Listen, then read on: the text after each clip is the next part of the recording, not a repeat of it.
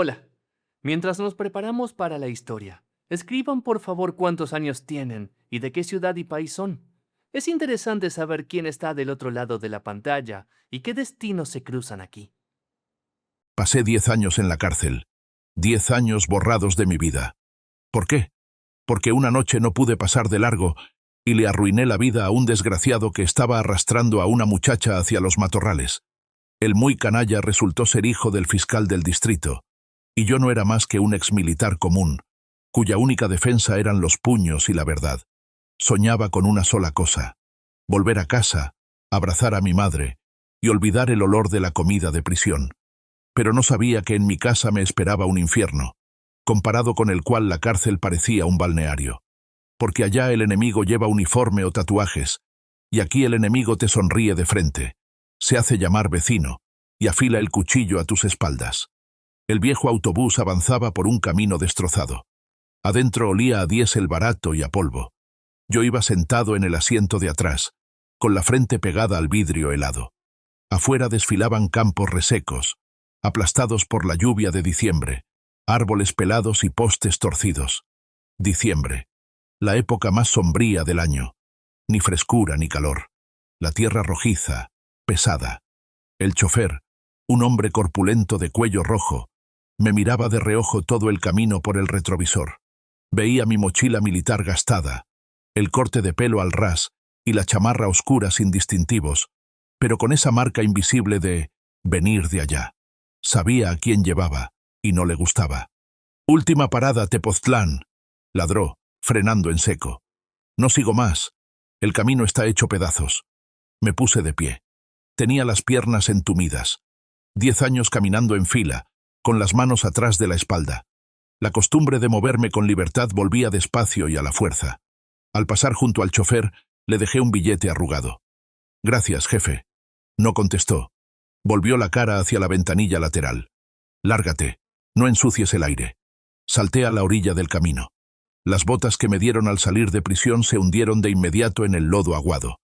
El autobús soltó una bocanada de humo negro y se perdió. Me quedé solo. El silencio me aturdió. Después del zumbido constante del barracón, el golpe de los cerrojos y los gritos de los guardias, ese silencio parecía acolchado. En él solo se oía el viento silbando entre los cables y a lo lejos el ladrido de un perro.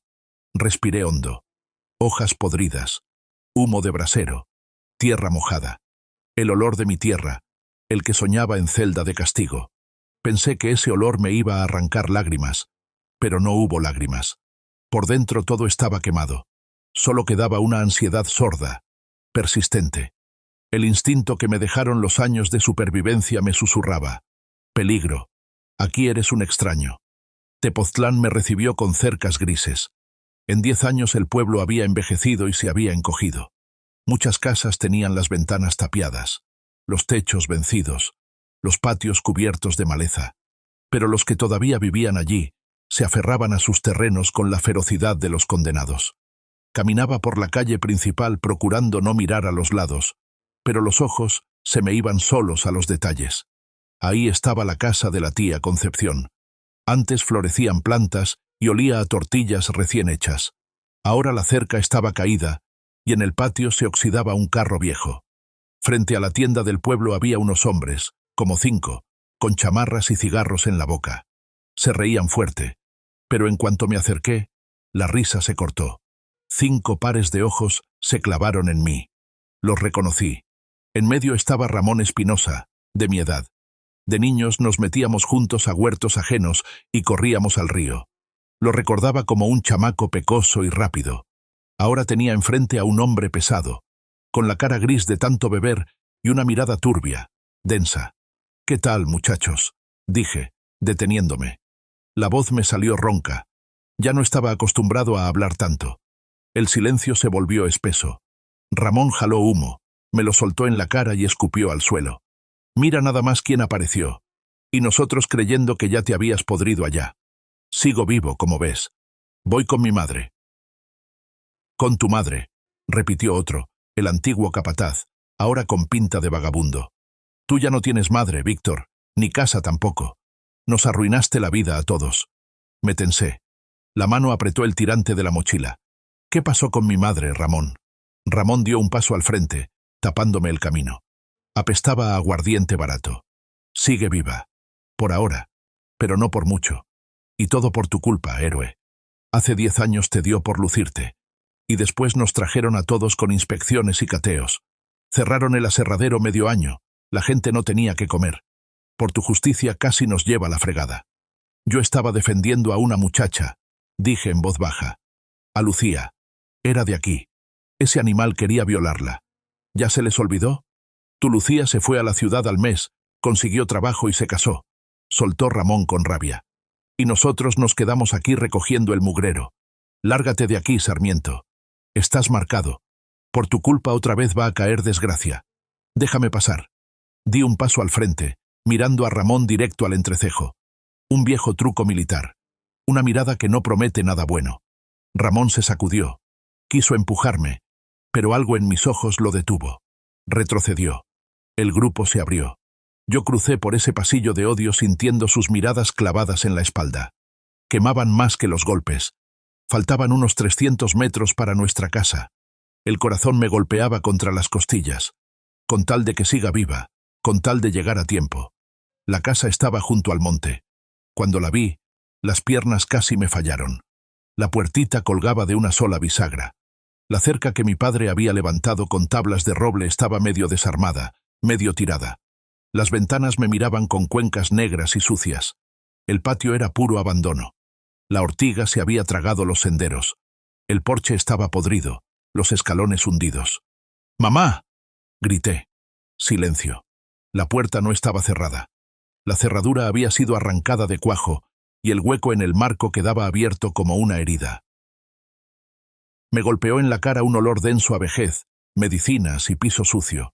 Así huele la desgracia, así huele la soledad. Adentro estaba oscuro, con las ventanas tapadas por cobijas. ¿Quién anda ahí? La voz salió de una esquina, baja, temblorosa, llena de miedo. Solté la mochila y corrí hacia allá. Sobre una cama vieja, debajo de un cerro de trapos, yacía una figura pequeña y encorvada. Mamá, soy yo, Víctor. Ella se incorporó apoyándose en los codos, entrecerrando los ojos en la penumbra. Víctor, hijo. Caí de rodillas frente a ella y le agarré las manos. Estaban frías como hielo, la piel seca, como pergamino. Apoyé la cara en sus palmas y rechiné los dientes, conteniendo el aullido. Había envejecido 100 años. Cabello canoso y ralo, arrugas profundas, mejillas hundidas. ¿Dónde estaba aquella mujer llena de vida que me despidió? La cárcel no solo me robó mi juventud, también le robó la vida a mi madre. Volviste. Me acariciaba la cabeza rapada y sus lágrimas me caían sobre la coronilla, calientes, quemándome. A mí me dijeron que te habían matado, que habías desaparecido. ¿Quién te dijo eso, mamá? Todos. Los vecinos. Me puse de pie y me limpié la cara con la manga. La casa estaba helada. Mamá, ¿queda leña? Se acabó hace una semana. Estuve quemando la cerca, lo que pude arrancar. ¿Y comida? Bajó la mirada. Abrí el aparador. Vacío. Un frasco con cereal rancio, mendrugos con moho. La rabia empezó a hervirme. Una rabia fría, calculada. Salí corriendo al patio. Arranqué con las manos lo que quedaba de la cerca. Partí las tablas sobre la rodilla. Media hora después el fuego rugía en el fogón. Encontré en el sótano un par de papas y unas cuantas mazorcas, y las puse a hervir. Ese fue nuestro almuerzo de fiesta. Nos sentamos a la mesa, y mi madre no me quitaba la vista de encima, como si tuviera miedo de parpadear. Cuéntame, mamá, ¿cómo llegaste a esto? ¿Dónde está tu pensión? Se estremeció, y la taza le tembló entre las manos. No hay pensión, Víctor. Toda se va. ¿A dónde? A Arturo. El nombre me cortó el oído. Arturo. Lo recordaba vagamente. Un revendedor insignificante que en los años de crisis vendía alcohol adulterado. ¿Qué Arturo? Ahora él es el dueño de todo. El pueblo entero está bajo su control. La tienda es suya, el aserradero es suyo, los campos son suyos. Aquí es rey. Se persignó. Hace 3 años, cuando me dio el dolor en el corazón, necesitaba medicinas caras. No tenía dinero. Fui con Arturo, y me prestó con un pagaré. Dijo que se lo devolviera cuando pudiera. Pero al mes llegaron sus hombres. Dijeron que el plazo había vencido y que por cada día de atraso eran $500 más. Yo le di todo. Vendí la vaca, el anillo, los aretes, todo se lo llevé. Y él decía que no alcanzaba, que ya habían corrido los intereses. Ahora le debo muchísimo. Sentí cómo se me iba la sangre de la cara. Eso era esclavitud de por vida. Mi madre bajó la voz hasta casi un susurro, mirando hacia las ventanas. Si no le pago antes de fin de mes, me quita la casa, y a mí me manda a un asilo. Apreté el puño tan fuerte que la mesa crujió. Mientras yo me pudría allá, aquí ese negociante se ensañaba con mi madre. El patrón del pueblo había decidido que nadie podía tocarlo. Afuera sonó un motor, luego un estruendo seco y violento. Pedazos de vidrio salieron disparados por toda la habitación. Mi madre soltó un grito y resbaló de la silla al suelo, encogiéndose sobre sí misma. Entre los vidrios había una piedra con una nota. Exconvicto, vuélvete a la cárcel. El tiempo ya empezó a correr. Si no te vas por tu cuenta, te vamos a sacar en bolsas. Saludos de Arturo. Miré a mi madre. Estaba sentada en el piso, meciéndose de un lado a otro y llorando bajito, con resignación. Víctor, vete. Te van a matar. Aquí no hay ley. Te entierran en el monte y nadie te va a buscar. Me acerqué a la ventana. El viento agitaba la cortina, metiendo el aire helado. Afuera se estaba cerrando la tarde. Veía cómo se movían sombras detrás de las cortinas de las casas vecinas. Todo el pueblo lo sabía. Todo el pueblo esperaba. Y callaba. Sentí una calma extraña, de esas que llegan antes de entrar a una zona de combate. El miedo se fue. Solo quedó una claridad fría, cristalina. 10 años soñé con la paz. Quería sembrar un huerto, arreglar la cerca, tomar café con ponchitos. Quería olvidar la guerra. Pero la guerra no se olvidó de mí. Entró a mi casa, se puso un saco caro, se subió a una camioneta y decidió que este mundo le pertenecía. Levántate, mamá, le dije en voz baja. La senté en la cama y la cubrí con una cobija. Yo no me voy a ninguna parte. Víctor, tú estás solo, y ellos son una jauría. Un lobo también puede estar solo frente a la manada, si sabe por qué pelea. Tomé el cuchillo de la cocina, viejo, con mango de madera. Saqué la piedra de afilar. El sonido del metal contra la piedra era rítmico, tranquilizador. Miraba la ventana negra, y ahí no veía miedo. Veía blancos. Querían asustar a un exconvicto. Cometieron un error fatal. Confundieron al cazador con la presa. Pasé el dedo por el filo. Brotó una gota de sangre. A ver, Arturo, susurré. ¿Querías una deuda? Te la voy a pagar. Con intereses. Tapé la ventana con una cobija y apagué la luz. Esperamos a que amaneciera. Fue la noche más larga de mi vida. La noche en que murió Víctor el constructor y resucitó Sarmiento. La noche pasó en una semivigilia. Me quedé sentado junto al fogón apagándose, con el cuchillo sobre las rodillas, escuchando la casa. Las paredes viejas gemían como un ser vivo. El viento lanzaba puñados de hojas secas contra la ventana, y cada ruido me ponía en tensión. Esperaba que volvieran de inmediato, pero no volvieron. La psicología de los pandilleros es simple. Tiran la piedra, sueltan el miedo, y le dan tiempo para que crezca y paralice la voluntad. Pensaron que yo me iba a pasar la noche temblando y haciendo maletas. Se equivocaron. Recordé el tiempo de entrenamiento y el lodo del campo, las prácticas con equipo completo, los pulmones ardiendo y el sargento gritándote al oído, «Muérete o vence». Nos enseñaban a convertir el miedo en rabia. Nos enseñaban que no existen las situaciones sin salida, solo la pérdida del autocontrol. Para el amanecer yo estaba tranquilo y frío, como la hoja de un cuchillo. El amanecer salió gris. La niebla cubría los huertos como leche espesa. Salí al patio. Encontré en la bodega una lámina de triple A y una lata oxidada con clavos. También apareció un martillo, pesado, con el mango reseco. Buena herramienta y buena arma, si llegaba el momento. Empecé a clavar la madera sobre la ventana rota. El ruido se esparcía por la calle silenciosa. Veía cómo se movían las cortinas en las casas vecinas. Los vecinos ya habían tomado sus puestos de observación. Para ellos aquello era un espectáculo gratis. El exconvicto contra la mafia local. Hacían apuestas sobre cuánto iba a durar. Mi madre salió al porche, envuelta en un rebozo. La cara gris, ojeras negras debajo de los ojos. Víctor, ¿y si vas con el policía? Él conocía a tu padre, se iban a pescar juntos. No puede permitir un asesinato. Me enderecé y escupí un clavo a la palma de la mano. Mamá, olvídate de él. Ese es hombre de Arturo con uniforme. Si voy con él, él mismo me encierra. Estamos solos. Ella no alcanzó a responder. El aire lo cortó un rugido grave, gutural. No era el tableteo de una moto ni la tos de un carro viejo. Era el sonido del dinero grande y del poder de verdad. Frente a nuestra casa, salpicando lodo con las llantas enormes, se detuvo una Land Cruiser negra, polarizada, reluciente. En medio de nuestras cercas podridas parecía una nave caída de otro mundo. El símbolo de que la ley hacía mucho que ya no vivía aquí. «Métete a la casa, mamá», dije en voz baja. Ella se aferró a mi manga. «Víctor, dales lo que piden. Que se queden con la casa. Viviremos en el cobertizo, con tal de que sigas vivo». «A la casa», ordené. Ella retrocedió hacia la oscuridad del pasillo. Del jeep bajaron dos. El primero medía como 1,90 m. Pesaba cerca de 100 kilos, la cabeza rapada, una chamarra de cuero encima del pants, una cadena de oro en el cuello, la cara torpe, pesada, la nariz rota. El segundo era flaco, inquieto, con un abrigo largo negro y zapatos de charol, claramente fuera de lugar para ese clima. El pelón tiró la reja de una patada. La madera podrida crujió. La bisagra salió volando. La primera humillación. Mostrar quién mandaba ahí. Entraron al patio esquivando los charcos con asco.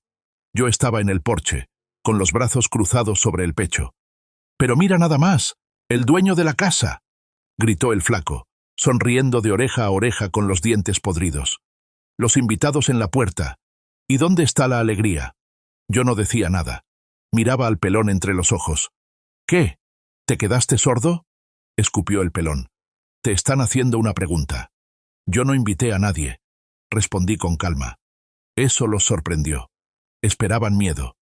«No invité a nadie», remedó el flaco, acercándose más. «Pues nosotros llegamos solitos. A Arturo no le gusta esperar.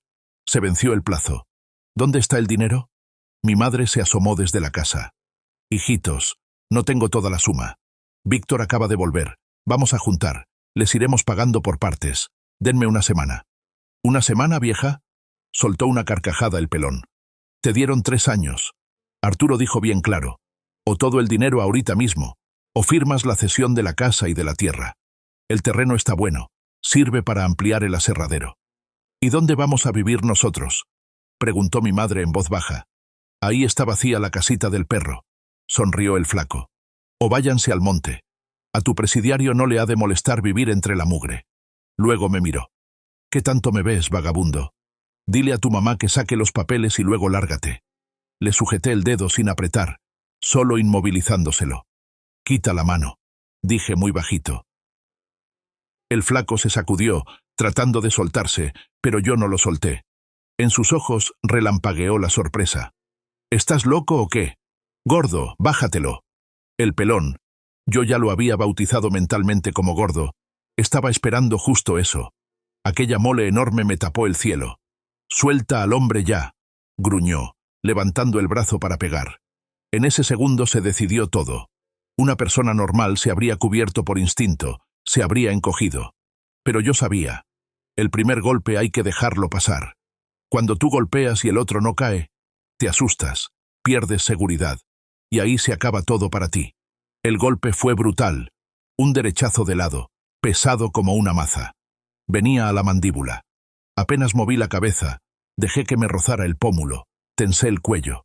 ¡Bum! Me estalló la cabeza. La boca se me llenó de sal al instante. Salí disparado contra la pared de la casa. Mi madre gritó. Gordo estaba ahí, frotándose el puño y sonriendo con suficiencia. «Ah, mira, sigue de pie.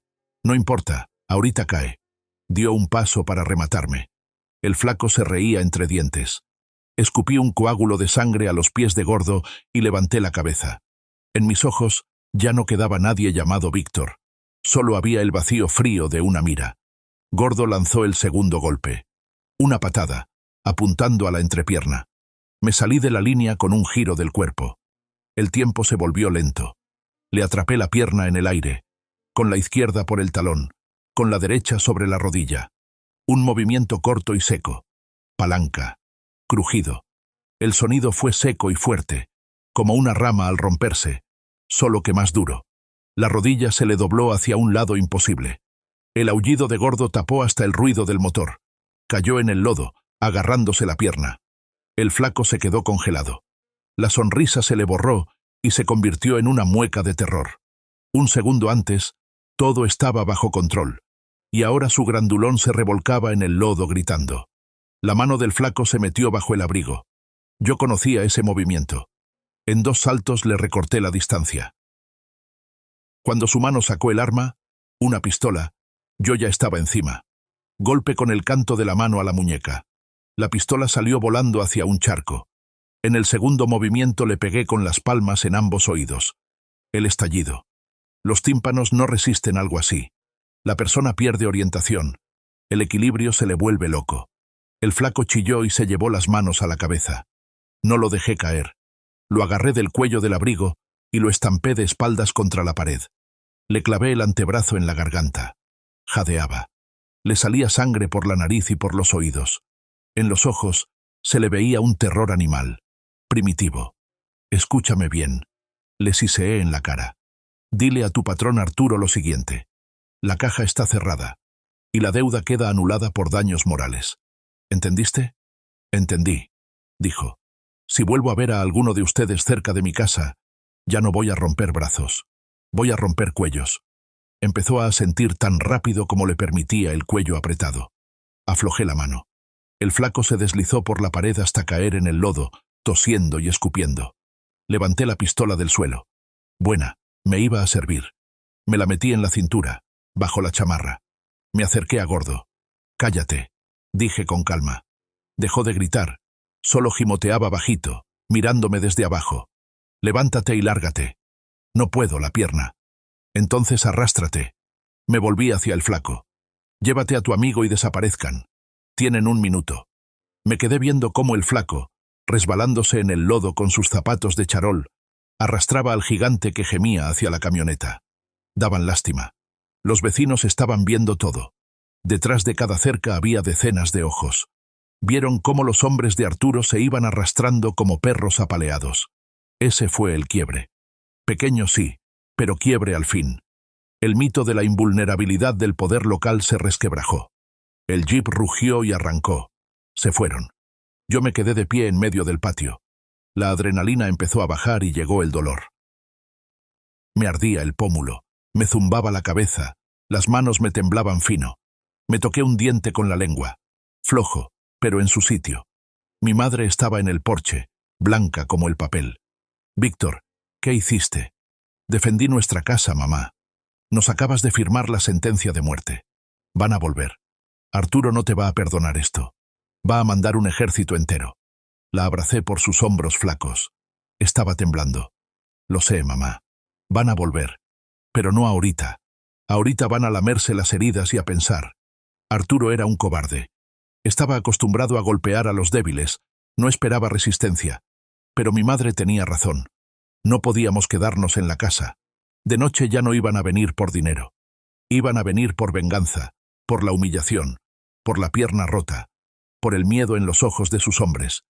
Y la venganza, gente así la sirve caliente, normalmente con un bidón de gasolina. Empaca, mamá. Documentos, ropa abrigadora, medicinas. Llévate también el ícono. ¿A dónde vamos? Al monte. ¿Te acuerdas del refugio en el monte donde nos quedábamos mi padre y yo en verano? Víctor, ahí está húmedo, hace frío. Ahí estamos seguros. La casa la vamos a preparar para defenderla, pero aquí no podemos dormir. Miré al cielo. Las nubes se espesaban. Venía lluvia. La naturaleza estaba de mi lado. La lluvia iba a borrar las huellas y dificultar cualquier intento de incendio. Fui al cobertizo. La vida tranquila se había terminado antes de empezar. Mi casa había dejado de ser una casa. Ahora era una fortaleza. Y las fortalezas o resisten o caen junto con quienes las defienden. En el espejo del viejo tocador no me miraba Víctor el vecino. Ahí estaba Sarmiento, rabioso, golpeado, un lobo acorralado. Bueno, Arturo, ¿Querías guerra? Ya la tienes. Solo que no sabes que en la guerra yo me muevo como pez en el agua. En el pueblo, los rumores corren más rápido que el sonido. No habían terminado de asentarse el polvo y el lodo que dejó el jeep de Arturo, cuando todo Tepoztlán ya sabía que el exconvicto había dejado lisiados a los hombres del patrón. El aire alrededor de la casa se volvió espeso, como antes de una tormenta. Mi madre y yo estábamos sentados en la cocina. Ella revolvía trapos, tratando de armar un bulto, pero le temblaban tanto las manos que no podía ni hacer un nudo. El estómago me rugió a traición. La última vez que había comido fue ayer. Papas solas. En la casa no quedaba ni una migaja. Voy a la tienda, dije, comprobando con la mano qué tan fácil salía la pistola. Mi madre se me prendió del brazo. Te van a matar, o te van a apedrear. Necesito comida. Apenas te puedes sostener de pie. Salí por la reja. La calle parecía muerta, pero era engañoso. Sentía en la piel decenas de miradas detrás de las cortinas y entre las rendijas de las cercas. Frente a la casa vecina vi a la vecina, doña Pilar. En cuanto me vio, soltó el cubo lleno y salió corriendo hacia su portón sin mirar atrás. El estruendo del cubo al caer sonó como un disparo. Me acerqué, lo levanté y lo puse en su sitio. No voy corriendo detrás de usted. La tienda brillaba con plástico nuevo, la única en toda la zona. Empujé la puerta. Sonó la campanita, ridículamente alegre. Detrás del mostrador estaba Valeria. Habíamos estudiado juntos en el mismo salón. Robusta, colorada, con bata blanca. Al verme, se puso pálida y dio un paso hacia la bodega. Hola, Valeria. Dame 2 paquetes de pan, una lata de carne en conserva, cereal y cerillos. No contestó. ¿Te quedaste sorda? Yo pago. Dejé sobre el mostrador el último dinero que me quedaba. Tragó saliva. No hay pan. Ahí está, dije señalando los estantes llenos de panes frescos. Entonces se inclinó hacia mí y empezó a susurrar con rabia y miedo. Tú eres el problema, Víctor. Eres desgracia caminando. Arturo llamó hace media hora. Dijo que quien cruce una palabra contigo se convierte en su enemigo. Tengo hijos. Si esta historia les resulta familiar, escriban en los comentarios, me identifiqué. Suelo leer muchos esos mensajes. Mi marido trabaja en su aserradero. Vete, por el amor de Dios. Agarró mi dinero y me lo aventó de vuelta. Los billetes se desparramaron por el piso sucio. Me quedé mirando el dinero a mis pies. Ese era el precio de la amistad entre vecinos. El miedo que le quema la conciencia a uno hasta dejarla en cenizas. Yo podía insistir, podía amenazar, pero no era un saqueador. Me agaché despacio, recogí el dinero, le sacudí el polvo. Gracias, Valeria. Ojalá tus hijos nunca sepan lo que es el hambre y la traición. En la puerta choqué con Ramón Espinosa. Al verme se pegó al marco. ¿Qué, Ramón? Tú también vas a decirme que me largue. No debiste hacer eso, Sarmiento. Debiste haber negociado. Ahora por tu culpa se nos acabó la vida a todos. ¿A todos? Sonreí con amargura. No, Ramón. Por ahora solo a mí. Ustedes van a seguir calladitos, recogiendo las sobras de la mesa del patrón. Volví a casa con las manos vacías. El hambre me devoraba el estómago, pero la rabia alimentaba mejor que cualquier plato. Mi madre me esperaba en la oscuridad. Víctor, se fue la luz y no hay agua. Piqué el interruptor. Nada. Abrí la llave. La tubería escupió óxido y murió. Arturo estaba actuando con inteligencia y con bajeza. Un bloqueo clásico. Una llamada a la compañía eléctrica. Otra al sistema de agua. Falla en la línea. Y listo. Sin luz somos ciegos. Sin agua somos débiles. Pero lo más importante era otra cosa. Quería echarme a los vecinos encima. Una hora después, empezó a juntarse gente frente a nuestra reja. Primero 3, luego una decena. Mujeres, hombres, viejos. El murmullo sonaba peligroso. Salí al porche con el palo de una pala en la mano. El arma la dejé escondida para no provocar más. Al frente salió la gritona del pueblo, doña Norma Reyes. ¿Qué te pasa? Tengo una incubadora con 300 huevos adentro. Todos se me van a echar a perder. ¿Quién me paga esa pérdida? No hay agua. No tenemos con qué darle de beber al ganado, gritó alguien desde la multitud. Arturo dijo que mientras éste siga aquí, no va a volver la luz. Ahí estaba. La jugada ruin y brillante. Hacer que los vecinos me odiaran más a mí que a él. Responsabilidad colectiva. Gente, levanté la mano. ¿No se dan cuenta? Arturo les cortó la luz para chantajearlos, y ustedes vienen a echarse contra mí. El culpable es él, no yo. Los está usando. No es asunto tuyo, chillaba Norma. Él es el patrón, él da trabajo. Tú trajiste la desgracia. Lárgate. Me aventaron un terrón de lodo. Luego una piedra pequeña me pegó en el hombro. Lo digo de frente. En ese momento sentí más miedo que en cualquier combate. En combate el enemigo es claro. Aquí eran mi propia gente, los mismos con los que crecí. El miedo por lo suyo convierte a las personas en bestias. Rápido, fácil y con gusto. La multitud empezó a empujar la cerca rota. De pronto se abrió. Resoplando, llegó el policía. El subteniente Enrique Salas. Uniforme arrugado, gorra ladeada, cara roja. Olía a alcohol. A ver, ciudadanos, tranquilos. No voy a permitir linchamientos. Entró al patio y se acercó al porche, pero no subió. Víctor, Arturo mandó a decirte esto. Tienes hasta el atardecer. Si no vas a verlo al aserradero con una confesión, él no responde por lo que pase. Ni por ti, ni por tu madre. Con una confesión, me reí con rabia. O sea, ir a ponerme de rodillas para que me mate enfrente de su gente. Víctor, hazle caso a este viejo idiota y vete. Ahorita mismo. A tu madre la acomodamos en un asilo. Yo veo cómo hacerle. Pero aquí no te van a dejar vivir. En la noche te van a quemar la casa. Miré el reloj. Faltaban unas 3 horas para el atardecer. Gracias por el consejo. Dile a Arturo que voy a ir. Pero no con una confesión, no al aserradero y no de rodillas. ¿Qué estás planeando?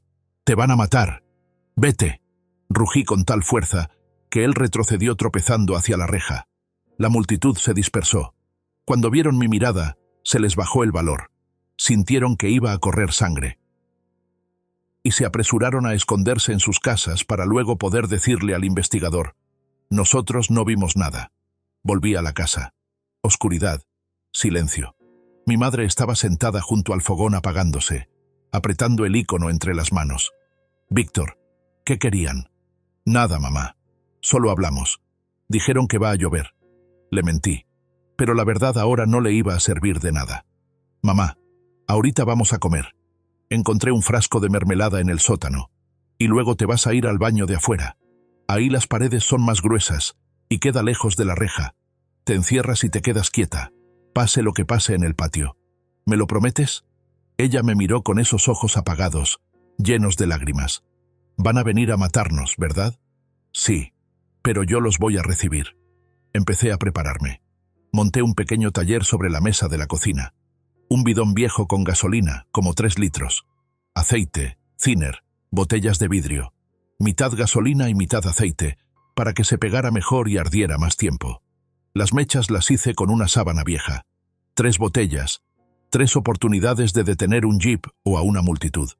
Luego fui al cobertizo. En el rincón del fondo, debajo de un montón de chatarra, encontré una trampa. Oxidada, de oso. Mi padre antes cazaba animales grandes. Le unté aceite usado al mecanismo. Los resortes seguían tensos, mortales. La armé poniendo todo mi peso encima. Clic. El seguro quedó en su sitio. La saqué al patio con cuidado y la coloqué bajo la ventana del dormitorio, justo donde la tierra estaba aplastada por la visita de la noche anterior. La cubrí con tierra y hojas. Ya no se veía. Después tendí hilo de pescar por el perímetro y le até latas vacías con clavos dentro. En la oscuridad no las iban a notar, pero bastaba con tocarlas para que el estruendo despertara a un muerto. El sol ya se estaba metiendo. El pueblo se hundía en la oscuridad. La luz seguía sin volver. Las ventanas de las casas vecinas estaban negras. La gente tenía miedo hasta de encender velas. Tepoztlán había muerto. Solo quedaba mi casa, como un peñasco solitario en medio de un océano negro. Me puse una vieja boina militar. Deslavada, sí, pero para mí era un símbolo. Empezaba la noche de verdad. El símbolo de que yo no era un preso ni un paria. Era un soldado defendiendo su tierra. Y mi tierra en ese momento era esa cerca podrida y mi madre encerrada en el baño de afuera. En el bolsillo llevaba la pistola que les había quitado. En las manos, una pala de zapador bien afilada. Un arma espantosa para el combate cuerpo a cuerpo. En un corredor angosto vale más que una pistola. «Vamos, Arturo», susurré hacia la oscuridad. «Ven, ya te tengo preparada la bienvenida». Me senté en el pasillo, con la espalda recargada en la pared, de modo que pudiera ver ambas entradas. La respiración pareja, el corazón a 60 latidos por minuto. Esperé. Cerca de la medianoche, el silencio se rajó. Una lata colgada del hilo, del lado de la entrada, tintineó. Luego crujió una rama y se oyó un susurro apagado. «Aquí hay alambre. Cállate. Fíjate dónde pisas». Caminaban con seguridad. Eran 5. Traían bates, cuchillos, tal vez pistolas. Frente a ellos, un solo exconvicto. Eso creían. «Órale, gordo, rompe la ventana. Le aventamos un incendiario y que se cocine ahí adentro», ordenó una voz ronca y grave. No eran borrachos del pueblo. Eran mercenarios de Arturo, su guardia personal. Uno de ellos dio un paso hacia la pared, justo donde bajo las hojas dormía la muerte de acero. Clic. El sonido de la trampa de oso fue fuerte, seco, terrible. Un segundo de silencio. El cerebro no entiende el dolor de inmediato. Y luego la noche se desgarró con un grito. El hombre rodaba por el suelo en un ataque de histeria. Los dientes de acero atravesaron los jeans, la carne. Llegaron hasta el hueso. Nadie puede soltarse solo de una trampa así. Esos resortes están hechos para un oso. Del otro lado de la ventana estalló el pánico. «¡Una trampa! Llenó el patio de trampas. Atrás, fíjense dónde pisan. Ayúdenme, quítenme esto», gritaba el herido. «Quemen todo», rugió la voz grave. «Quemen la casa hasta que salga». Una botella voló hacia la ventana. El vidrio estalló. Un fogonazo, brillante, cegador. La gasolina prendió con un rugido hambriento. Prendió el papel tapiz viejo. Se trepó a las cortinas, al piso seco de madera. La casa vieja, reseca por medio siglo, prendió como una caja de cerillos. La segunda botella cayó en la cocina. El humo negro y ácido llenó todo en un instante. «Sal, rata, te vamos a rostizar». Me cubrí la cara con un trapo mojado que ya había dejado listo. El fuego me cerró el paso a las ventanas. Quedaba la puerta, pero ahí me estaban esperando. Formados en semicírculo con bates, esperando que yo saliera tosiendo, suplicando piedad. Pero no salí corriendo. Me fui al ataque. Me pegué a un lado de la puerta, aplastado contra la pared. Desde afuera la patearon. El cerrojo débil salió volando junto con un pedazo del marco. En la abertura apareció una silueta, enorme, con chamarra de cuero y un bate de béisbol en la mano. Dio un paso hacia adentro, entornando los ojos por la luz del incendio. «¿Dónde estás, maldito?» No me vio. Yo era una sombra dentro de otra sombra. Di un paso y golpeé. La pala entró de canto en su hombro derecho, justo en el músculo con el que sostenía el bate. Crujido. El bate cayó. El segundo golpe fue plano, contra el casco. Sí, traían cascos. Venían preparados. Sonó como si le hubieran pegado a un gong. El hombre se aflojó y cayó a mis pies como un costal. Uno menos. Salí disparado al porche. El patio estaba iluminado como si fuera de día. Mi casa ardía como una antorcha. Les quedaban 3. No esperaban un ataque. Estaban esperando una víctima. Y lo que les salió al frente fue un demonio cubierto de hollín, con la cara torcida y la pala ensangrentada. «¡Bájenlo!», gritó el flaco que estaba junto al coche. 2 se me vinieron encima. Uno con una cadena, el otro con un cuchillo. Saqué la pistola.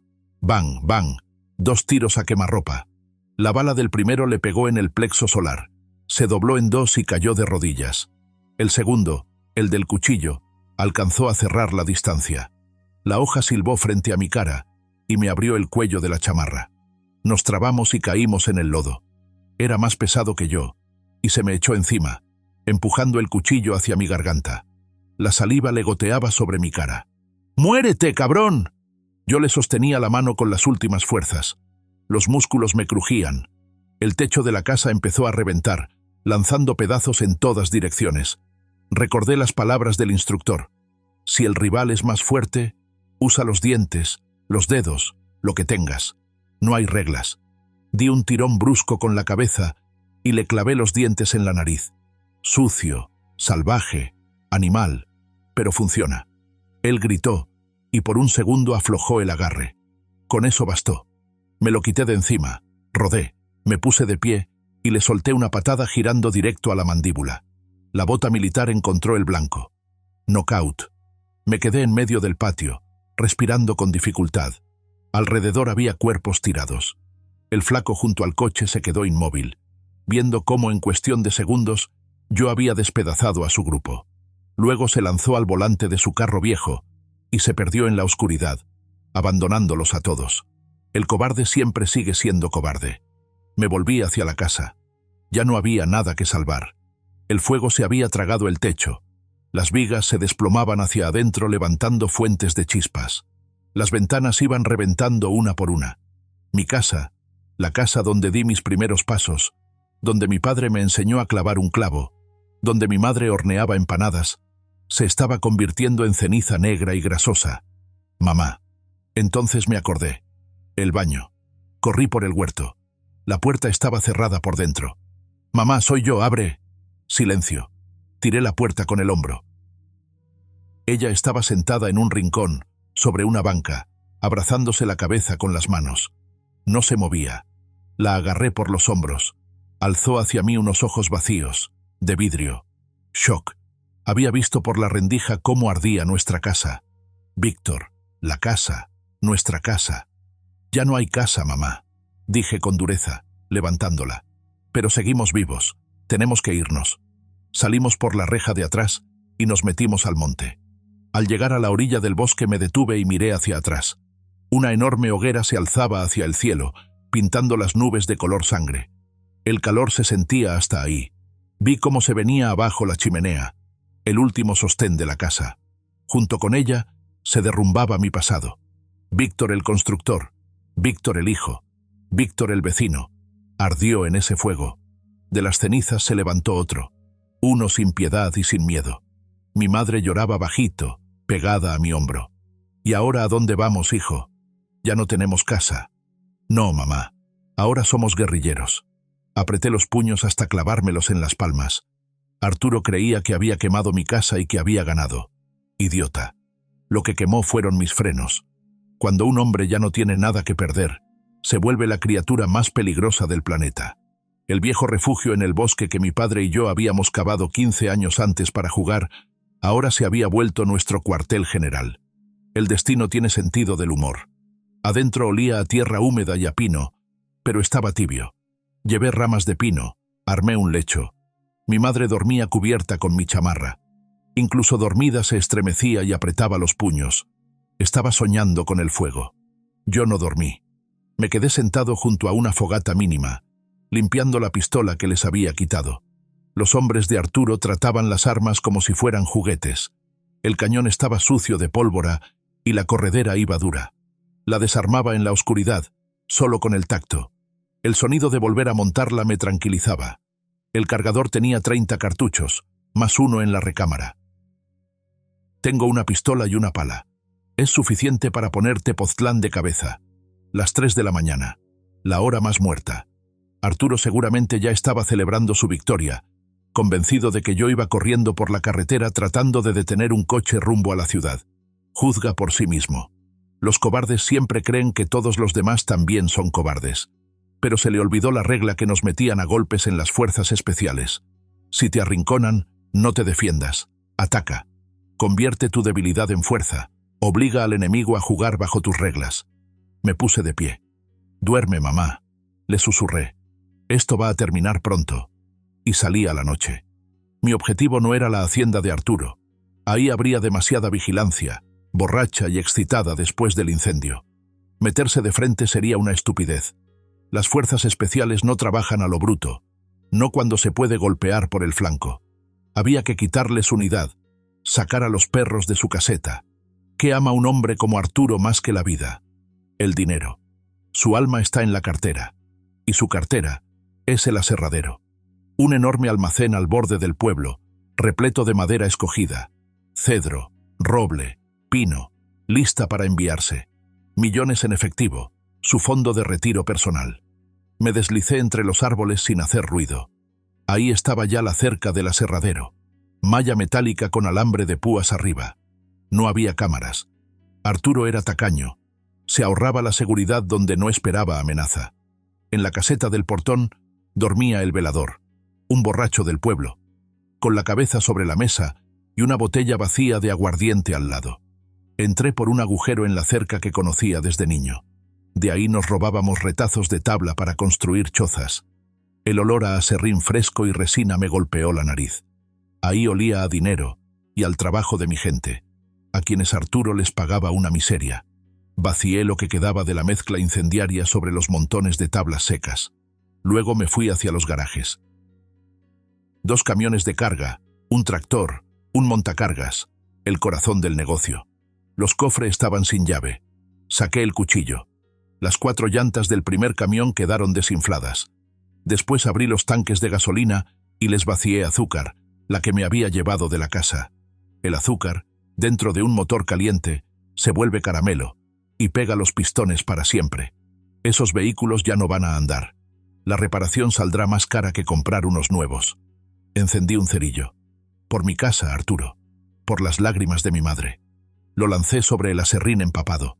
El fuego prendió con pereza, pero luego, al encontrar el viento, se fue hacia arriba con un rugido alegre. Yo ya iba corriendo hacia el bosque.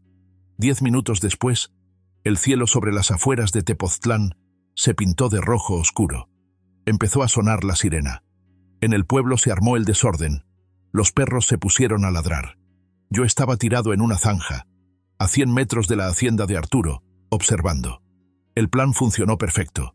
Las puertas se abrieron de golpe y de ahí salieron rugiendo 2 jeeps y una camioneta tipo van. Toda la guardia personal se fue disparada a salvar los bienes del patrón. El patio quedó vacío. El portón se quedó a medio cerrar. En la prisa se olvidaron de cerrarlo bien. En la casa se quedaron 2, tal vez 3. La casa de Arturo no era una casa. Era un palacio en medio de la ruina. Una barda de ladrillo de 3 metros, cámaras de vigilancia, portones forjados con leones dorados, ventanales de piso a techo, escalinatas de mármol. Un banquete en tiempos de peste. Rodeé el perímetro. Las cámaras apuntaban hacia la carretera y hacia el portón. El punto ciego estaba del lado del jardín, donde un roble viejo colgaba por encima de la barda. Me impulsé sobre una rama, pasé por arriba y caí suave sobre el césped perfectamente recortado. A lo lejos llegaban el aullido de las sirenas y el rugido del fuego. En el canil, 2 perros enormes levantaron la cabeza y olfatearon. Habían sentido a un extraño. Abrieron el hocico. Si ladraban, el plan se iba al carajo. Saqué del bolsillo un poco de salchicha. Dentro de cada pedazo había pastillas para dormir del botiquín de mi madre.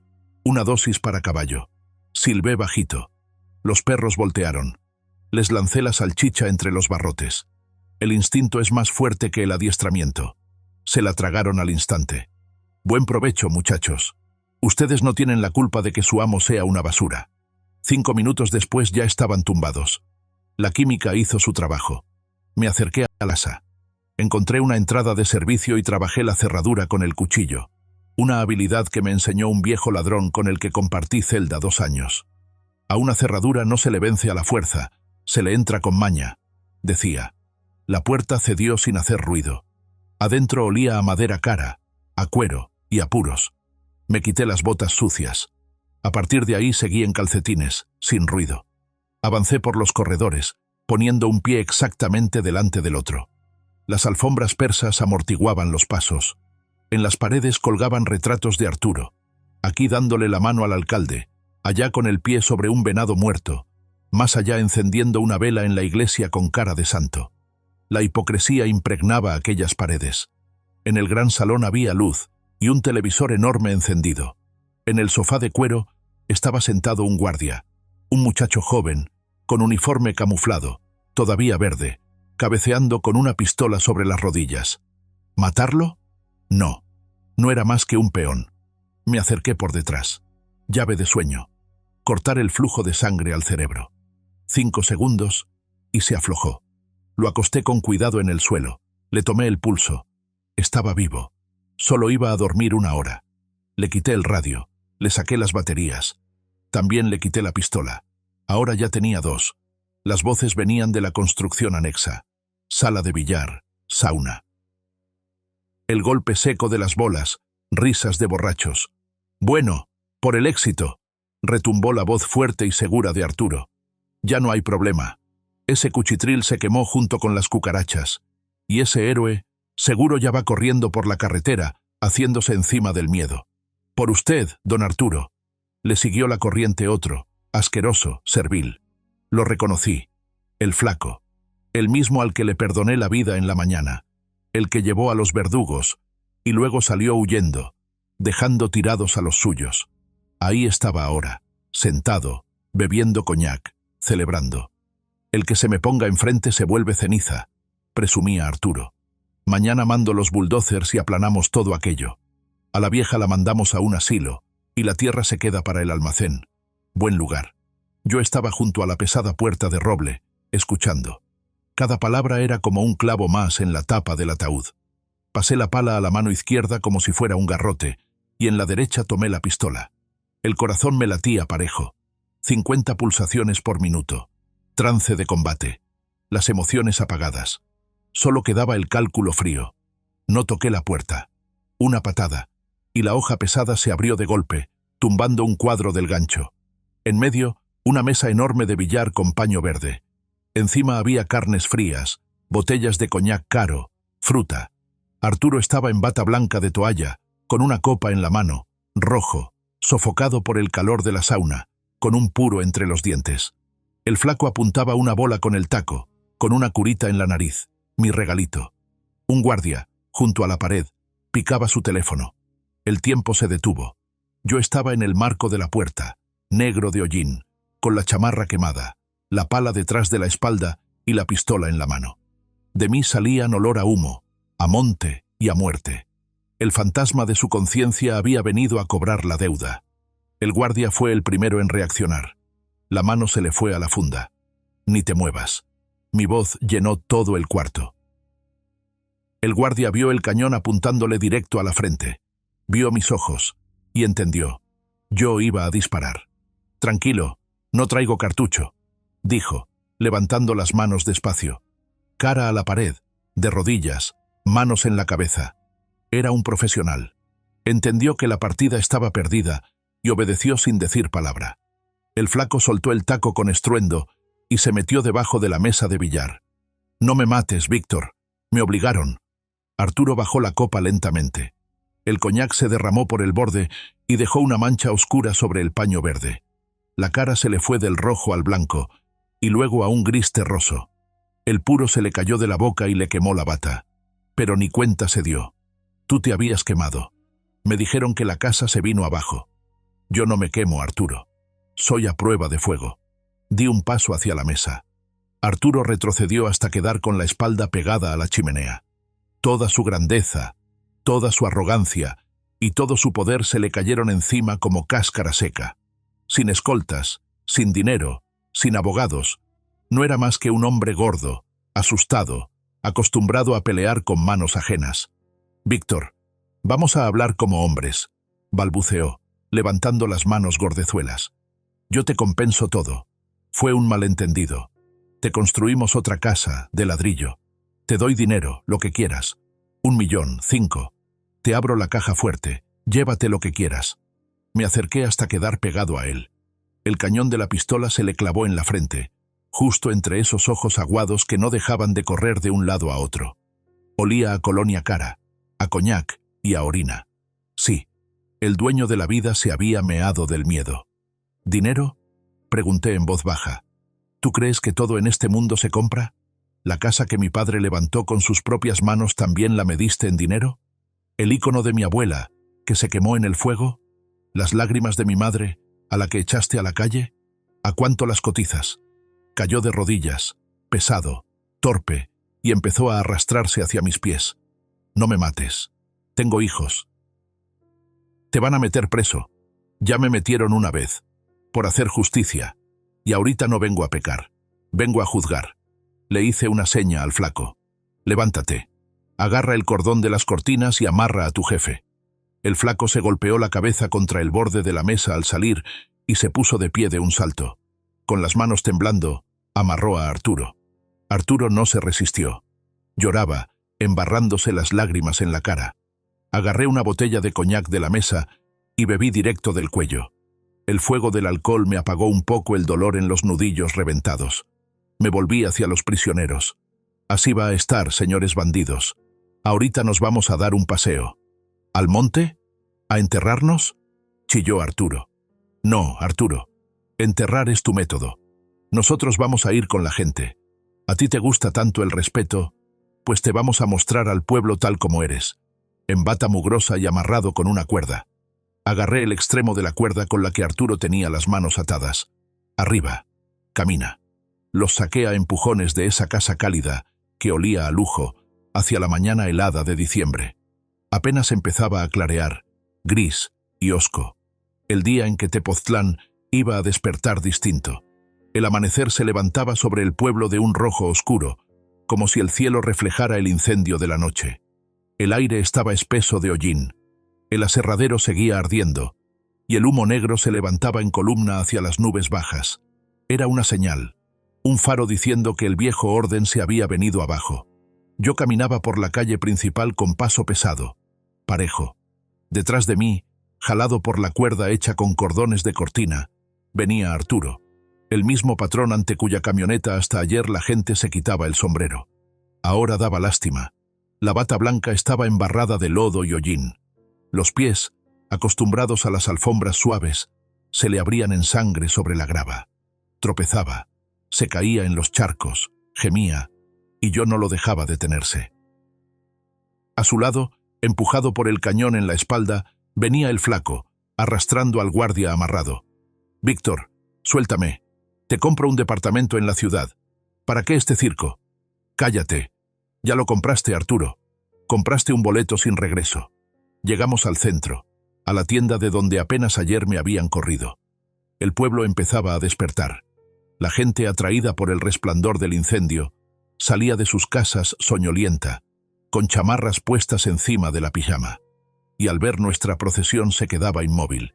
La escena era surrealista. Iba un exconvicto, negro de hollín, con una pistola al hombro, arrastrando con una cuerda al dios de ellos. Me planté en medio de la plaza. Tiré de la cuerda. «¡Quieto!». Arturo salió disparado por la inercia y cayó de rodillas directo en el lodo. El agua sucia salpicó por todas partes. El flaco soltó al guardia y también cayó, cubriéndose la cabeza con las manos. La gente empezó a juntarse, primero con miedo, pegada a las cercas.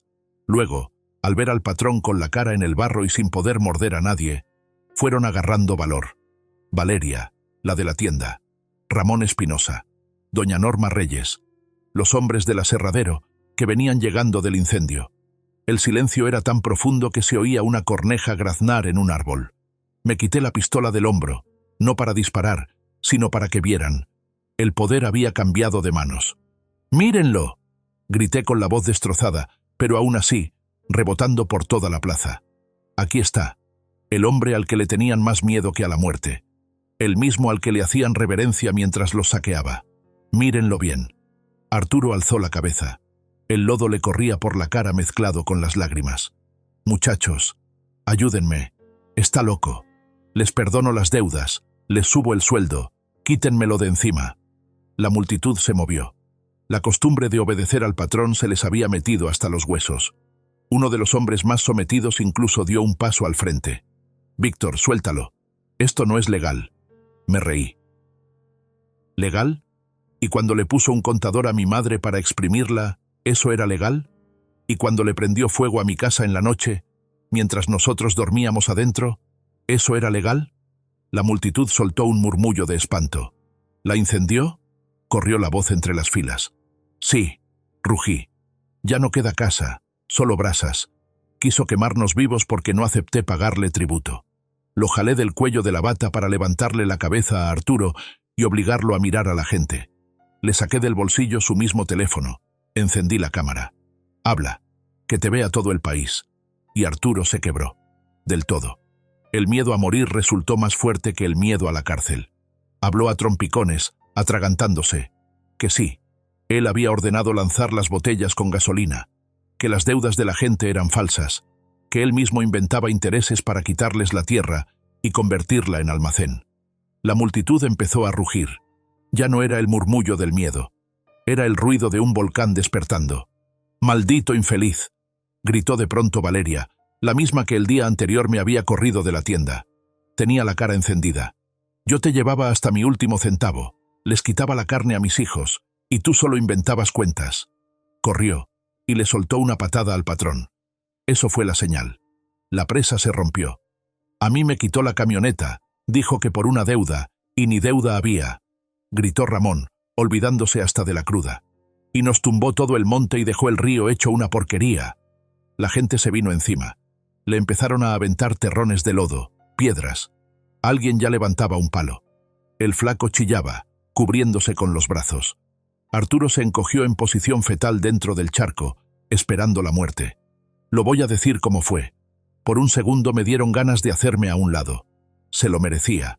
Pero vi las caras torcidas por la rabia de mis vecinos, y entendí que si lo mataban en ese momento, ellos mismos se volverían igual que él.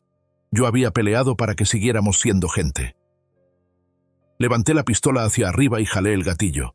La multitud se echó hacia atrás, agachándose. «¡Quietos! ¡Atrás!». Me planté entre la gente y Arturo tirado en el suelo. ¿Quieren volverse asesinos como él? ¿Quieren volverse bestias? «¡Se lo merece!», gritó Ramón. «¡Que se muera!». «Sí, se lo merece», respondí. «Pero no lo vamos a juzgar nosotros. Si ahorita lo matamos a palos, ¿en qué somos mejores? Va a pagar ante la ley. Hay video, y ustedes todos son testigos. Su poder se acabó. Mírenlo bien. No es un patrón, es un pedazo de lodo. No se ensucien las manos con él». En ese momento el silencio se partió con el ulular de sirenas. Cada vez más fuerte. Muchas a la vez. Desde la carretera venía una caravana hacia la plaza. Adelante iban patrullas. Detrás, camiones pesados con fuerzas especiales, camiones de bomberos, una van negra de la unidad de investigación. El incendio del aserradero se veía desde lejos. Estaba ardiendo Monte Federal. Algo así no se puede esconder, ni un policía local puede taparlo. Desde la capital del estado habían mandado a todos. Los vehículos frenaban con chirridos, cercando la plaza. De los camiones empezaron a bajar hombres de negro, con pasamontañas, armas largas. «¡Quietos todos! Armas al suelo! ¡Fuerzas especiales!». La gente salió corriendo en todas direcciones. Yo, despacio y sin movimientos bruscos, dejé la pistola sobre el asfalto. Luego la segunda. Levanté las manos. Limpio. Ya no traigo nada. 2 se me vinieron encima. Golpe detrás de la rodilla. Caí. Me torcieron los brazos a la espalda y me pusieron las esposas. De reojo vi cómo otro grupo estaba levantando a Arturo. Lo alzaron del charco como si fuera un costal y lo arrastraron hacia una camioneta policial. Gritaba sobre sus derechos y sobre su abogado, pero uno de los hombres le metió el culatazo corto debajo de las costillas y el grito se le volvió un jadeo ronco. De entre la multitud sacaron al subteniente Enrique Salas, que estaba tratando de escabullirse por un callejón. «¿Y usted a dónde cree que va, ciudadano?», le dijo un oficial de investigación, agarrándolo del brazo. «Venga con nosotros. ¿Cómo es que en su zona hay una guerra y usted no sabe nada?». Salas se puso blanco y se aflojó. Ahí se le acabó la carrera. Se me acercó el oficial al mando, un mayor, hombre recio, con ojos que ya habían visto demasiado. Se quitó la máscara. «Levántenlo». Me pusieron de pie. El mayor recogió mi credencial militar, que se me había caído cuando me detuvieron. «¿Fuerzas especiales?». «El que fue, nunca deja de serlo, mayor. Traes cargos pesados, soldado. Incendio, arma ilegal, hacer justicia por tu cuenta». Meneó la cabeza. «Vaya regreso te aventaste. Trajiste al estado entero de cabeza. Pero ahora quedó limpio, jefe. Alguien tenía que barrer la mugre». El mayor miró a Arturo, al que ya estaban metiendo en la jaula del vehículo, y luego miró a la multitud, que me observaba no como a un criminal, sino como a un libertador. Sonrió apenas con la comisura de los ojos. «Quítenle las esposas». Los hombres se miraron entre sí, pero obedecieron. «Te vienes con nosotros en el asiento, no en la jaula. Lo vamos a manejar como confesión, legítima defensa y colaboración con la investigación». A este Arturo lo traíamos en la mira desde hace tiempo, pero faltaban pruebas y la protección local estorbaba. «Tú nos acabas de hacer un regalo. Ese video confesando es el clavo final en su caja. Yo creo que sales con condena suspendida. Hasta chance y te proponen para una medalla. Me sobé las muñecas entumidas. Valeria se acercó. En las manos traía una hogaza de pan recién hecho, todavía caliente. «Toma, Víctor». Me la tendió. Le temblaban las manos. «Perdónanos por todo. No fue por maldad. Fue por miedo». Tomé el pan, arranqué una punta y respiré el olor. No había probado nada más rico en todos esos años.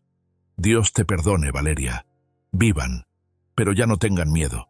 De entre la gente salió mi madre, apoyada en un bastón. Había pasado la noche en el monte, pero estaba erguida, orgullosa, como la madre de un soldado. Me acerqué y la abracé. Olía a humo y a pino. «Ya estuvo, mamá. La guerra terminó». «¿Y la casa?», preguntó bajito, mirando hacia donde había quedado el terreno quemado. «La vamos a levantar. Una nueva, fuerte». Señalé con la cabeza a Ramón y a los demás hombres. Ellos asintieron, escondiendo los ojos. «Ahora ya nadie nos va a detener». Me subí al vehículo de los investigadores. La puerta se cerró. Miré por la ventana. Por fin el sol rompía entre el humo. Sus rayos tocaron las cúpulas de la iglesia vieja, los techos de las casas, las caras de la gente. Tepoztlán despertaba de verdad. 6 meses después. Ya habían pasado las lluvias y la tierra rojiza había quedado al descubierto. En el lugar del incendio hervía el trabajo. La estructura de la nueva casa ya estaba levantada y bajo techo. Olía a viruta fresca. Todos ayudaban. Ramón dejó el alcohol. Ahora anda de encargado de cuadrilla. El aserradero sigue funcionando. Pero ahora pagan como se debe. Pusieron a un administrador nuevo, uno de la ciudad. Arturo recibió 15 años. El subteniente Salas, 7 por corrupción. A mí me absolvieron. El jurado consideró que lo mío fue estado de necesidad. Solo me dieron 2 años de condena suspendida por tener el arma. Estoy sentado en el porche de la casa nueva, pelando papas. Mi madre, al lado, escoge verduras y sonríe, por primera vez en muchos años, porque sí. Miro mis manos. Se acuerdan de la pistola, se acuerdan del cuchillo, pero ahora sostienen un cuchillo para pelar papas. Dicen que uno solo no puede contra todo. Mentira. Si sabes por qué peleas, ya eres un ejército. Ellos pensaban que la fuerza estaba en el dinero, en las influencias, en el miedo. Se olvidaron de lo más importante. La fuerza está en la verdad. El que tiene la verdad, tiene la fuerza. Y esa verdad ya nadie nos la va a quitar. Y así termina la historia de Víctor Sarmiento. Demostró que incluso una sola persona puede romper un sistema si lleva acero por dentro. Pero hablemos claro. Muchos de nosotros, en una situación así, habríamos callado. Habríamos pasado de largo. Habríamos aguantado, porque cada quien cuida primero su pellejo. Quiero hacerles una última pregunta. ¿Ustedes habrían sido capaces de plantarse frente a la multitud y detener el linchamiento, como lo hizo Víctor? ¿O habrían dejado que la rabia hiciera lo suyo? Si esta historia les llegó, dejen su like por la justicia y suscríbanse al canal. Aquí contamos historias de personas reales. Si escucharon hasta el final, significa que esta historia no lo soltó. Escriban en los comentarios la palabra «la escuché» y compartan su opinión. ¿Quién tenía razón y quién no? Denle like para que estas historias sigan saliendo. Y no olviden ver la siguiente historia en el canal. Mi nombre es Julián Díaz y los espero como siempre.